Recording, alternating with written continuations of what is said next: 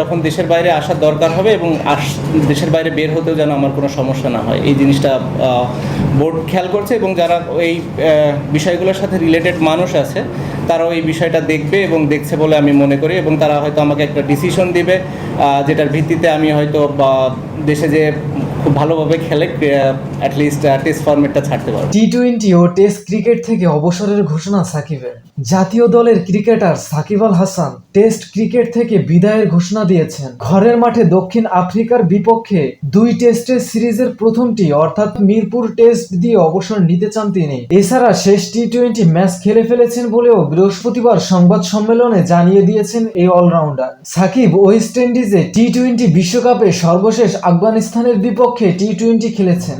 এটাই তার শেষ টি-20 ম্যাচ। টি-20 নিয়েও আমাদের কথা হয়েছে, সিলেক্টর এবং প্রেসিডেন্ট বোর্ডের সবার সাথে এটা নিয়েও আমি কথা বলেছি যে আমার কাছে মনে হয় this is the right time যে টি-20 থেকেও আমি মুভ অন করি এবং আপাতত নেক্সট যে কিছু সিরিজগুলো আছে কিছু নতুন প্লেয়ার আসুক, নতুন প্লেয়ারদের সুযোগ দেওয়া হোক। এছাড়াও পাকিস্তানে ফেব্রুয়ারিতে চ্যাম্পিয়ন্স ট্রফির আসর বসবে।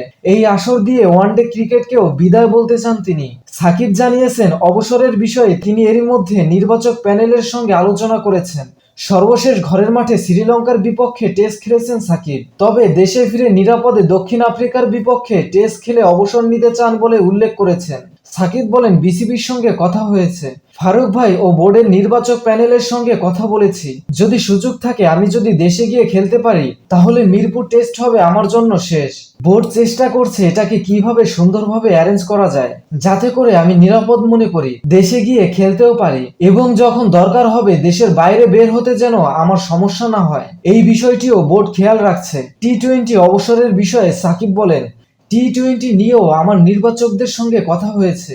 আপাতত সিরিজগুলো নতুনরা খেলতে থাকুক, সুযোগ পেলে ফ্রাঞ্চাইজি লিগগুলো আমি খেলতে থাকি। 6 মাস সহ 1 বছর পরে যদি বিসিবি মনে করে এখানে আমার অবদান রাখার সুযোগ আছে, পারফরমেন্স করছি, ফিট আছি, তাহলে আমরা সিদ্ধান্ত নেব। এই মুহূর্তে আমি টি-20তে নিজেকে দেখছি না, মনে হয় শেষ টি-20 খেলে ফেলেছি।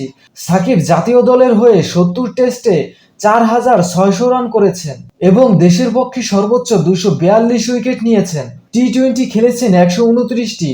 তার ব্যাট থেকে এই ফরম্যাটে 2051 রান এসেছে এবং 149 উইকেট নিয়েছেন।